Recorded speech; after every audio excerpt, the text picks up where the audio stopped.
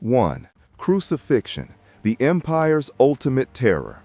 Crucifixion was not merely a method of execution, it was the Roman Empire's most powerful tool of intimidation. Designed to be slow, public, humiliating, and unforgettable, it was the punishment Romans reserved for those they considered the lowest or the most dangerous. Below is a full breakdown of how crucifixion actually functioned inside Roman society and why it became the empire's most feared form of death.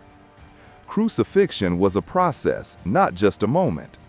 Unlike quick executions such as beheading, crucifixion unfolded in multiple stages, each calculated to degrade the condemned person. The legal sentence. Crucifixion was never used on Roman citizens, with extremely rare exceptions. It was reserved for slaves, rebels, bandits, foreigners, those who challenged imperial authority. The sentence meant, "You are beneath the dignity of Rome." The scourging, flagellation. Before the cross ever appeared, the condemned was usually flogged with a multi-stranded whip designed to weaken, humiliate, and break the body's will to resist. Purpose of the scourging: weaken the victim so the execution lasted longer, cause exhaustion, make the person collapse on the way to the crucifixion site, terrify onlookers. The Romans believed that the journey to death was part of the punishment, the march to the execution site. The condemned carried either the entire cross or, more commonly, the patibulum, the heavy crossbar. This march was public, making the condemned a walking billboard of Roman authority; exhausting, especially after flogging; ritual humiliation, sometimes involving shouting crowds or soldiers jeering; psychological torture, since the person knew exactly what the wood on their shoulders meant. The path acted as a parade of defeat, a stark contrast to Rome's triumphal marches. The public location. Crosses were set up in places where many people could see them: city gates, major roads, hills outside cities, marketplaces, arenas. The goal was simple: let as many people see as possible. This made crucifixion not just an execution, but a propaganda event. The mechanics of crucifixion, designed for maximum fear. Again, without graphic detail, here is the conceptual overview of why crucifixion worked psychologically and symbolically. Suspension was the core of the torture. The key to crucifixion was not nails; many crucifixions used ropes.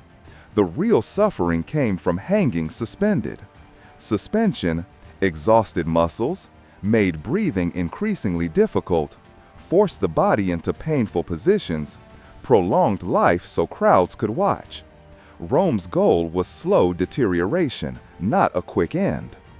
The victim's body became a warning sign. People on crosses were fully visible.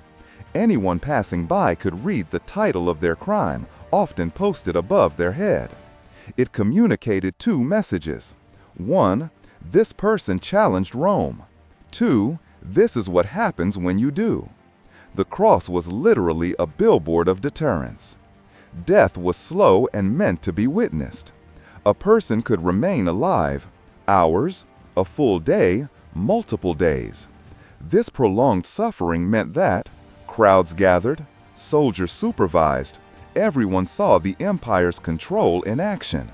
It wasn't simply a punishment, it was a public exhibition of dominance.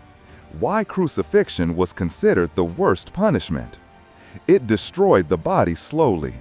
Romans believed a painful, slow decline emphasized the empire's power. It humiliated completely. Victims lost dignity, privacy, social identity, and all control over their fate. The humiliation was as important as the physical suffering. It terrified onlookers. The Romans wanted people to feel uneasy when they passed a crucifixion site. Fear was a tool for maintaining order. It targeted the lower classes. This reinforced the rigid hierarchy of Roman society. Romans at the top, slaves and rebels at the bottom. Crucifixion symbolized the divide. It was a public spectacle. People talked about it, remembered it, and associated it with the consequences of rebellion. It combined physical pain with psychological horror. 2. Damnatio ad bestias, the arena of no return. What it was: a form of execution where the condemned was sent into an arena filled with wild animals. Sometimes they were chained, sometimes they were forced to run. In other cases, they were dressed in costumes to amuse the crowd. Why it was horrific: a death turned into entertainment. Tens of thousands cheered as a person faced terrifying predators. Psychological torture: waiting in underground holding cells hearing the roar of animals above was often worse than the actual event. No chance of mercy. A person condemned to the beasts almost never survived. Symbol of power: Rome entertained itself by destroying those who opposed it. To the Romans, this was not just punishment, it was a spectacle meant to display the empire's control over life and death. 3. Burning alive, fire as theater. What it was: burning at the stake was used for crimes like treason, arson, or challenging imperial authority. Victims were tied to posts surrounded by wood and other flammable materials. Why it was horrific: fire as symbolism. Romans used flames to purify crimes they considered especially destructive. A spectacle of power. Executions were held in open spaces where crowds gathered, making the punishment both visible and unforgettable. Prolonged dread. Victims knew their fate hours before the execution, making anticipation part of the torture. Final message: by choosing fire, the Romans turned the body into a warning displayed for all. The method was chosen not only for pain, but for its dramatic, unforgettable nature. 4. Scaphism, the slow death of abandonment. What it was: though Persian in origin, Romans were aware of similar slow death tortures. Scaphism involved trapping a victim in a confined space, historically between boats or sealed containers, exposed to the environment with no means of escape. Why it was horrific: nature becomes the executioner. Victims were left to suffer from exposure, dehydration, and time itself. Days or weeks of decline. The torture was not violent at the start. It relied on slow decay and helplessness. Psychological erosion. Being immobilized and unable to defend oneself created overwhelming terror. Complete loss of agency. The victim's fate was total abandonment, which Romans saw as a fitting punishment for certain criminals. Rome appreciated slow justice, even if they did not use this exact form frequently. 5. Fustorium, the soldier's nightmare. What it was: a disciplinary punishment for Roman soldiers who committed desertion, theft, or cowardice. The condemned man was encircled by his unit and beaten with clubs or rods. Why it was horrific: forced betrayal. Comrades were required to kill their fellow soldier, turning discipline into emotional torment for everyone involved. Symbol of strict order. The army enforced absolute obedience. Any breach threatened the entire legion. No escape. Once the sentence was given, even friends had to strike or face punishment themselves. Loss of honor. Being executed by one's own brothers in arms was considered disgraceful beyond death itself. Fustorium was a punishment that destroyed morale, yet solidified fear-based loyalty. 6. Poena Culae, the sack of doom. What it was: a unique, highly ritualized execution reserved for parricide. The condemned was sewn into a leather sack, traditionally along with animals, and thrown into a river. Why it was horrific: symbolic punishment. Romans believed killing a parent disrupted the natural order, so the criminal was removed from the world entirely. Sensory chaos. Darkness, confinement, and unpredictability made the punishment emotionally overwhelming. No burial. Being denied a grave was seen as a spiritual disgrace. Isolation. The condemned died alone, afraid, and cut off from society. Even Romans, accustomed to brutal justice, considered parricide so monstrous that the punishment had to be equally extreme. 7. The Bronze Bull, a theater of suffering. What it was: A hollow bronze statue shaped like a bull heated from below with a fire.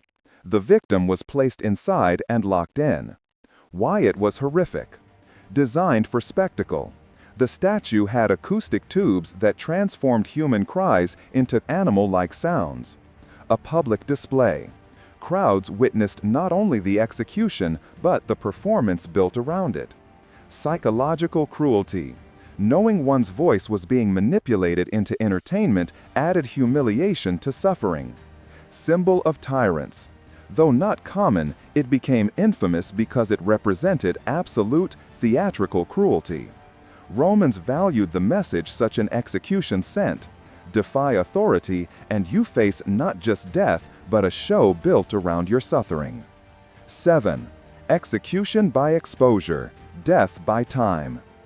What it was: a form of passive execution in which a victim was tied or abandoned in remote places with no food, water, or shelter. Why it was horrific: slow decline. The body weakened over hours or days. Isolation. No crowds, no final words, just silence and the elements. Fear of night and nature. Darkness, cold, animals, and loneliness created a mental collapse long before physical death arrived. Legal cruelty. Often used on unwanted infants, traitors, or social outcasts. Romans didn't always need weapons, time itself could be their executioner. 9. Decimation. Punishing many through fear. What it was: used in extreme cases of cowardice or rebellion in the army. Soldiers were divided into groups of 10. One was selected by lot to be executed by the other 9. Why it was horrific: death by chance. A soldier's fate depended entirely on luck, not guilt. Collective guilt. Survivors were psychologically scarred from killing their brothers in arms. Total discipline. The fear of decimation kept legions loyal no matter the cost. Public shame. A unit subjected to decimation suffered disgrace recorded in military history. Decimation was rare, but its very possibility kept Rome's armies obedient. 10. Breaking the limbs. Systematic destruction. What it was: a method of execution involving smashing the condemned's limbs using a wheel, club, or hammer. Versions of this existed throughout antiquity, and Rome practiced earlier forms. Why it was horrific: step-by-step punishment. Each strike targeted structure and strength, not vital organs. Prolonged fear. Knowing the sequence of what was coming made the psychological suffering immense. Political message. It was used especially for rebels and bandits to show that resistance would be crushed literally and symbolically. Public impact. Crowds witnessed how the state dismantled those who challenged it. It wasn't just killing, it was destruction with symbolism. Why Rome used such cruelty? These punishments were not random acts of barbarism. They served 3 purposes. 1. Total control. Rome believed harsh justice prevented rebellion and crime. 2. Social order. Lower classes, slaves, and conquered peoples were kept obedient through fear. 3. Entertainment and propaganda. Public executions reminded citizens of the empire's dominance. Rome built magnificent structures, but it also built a system where pain could be political theater.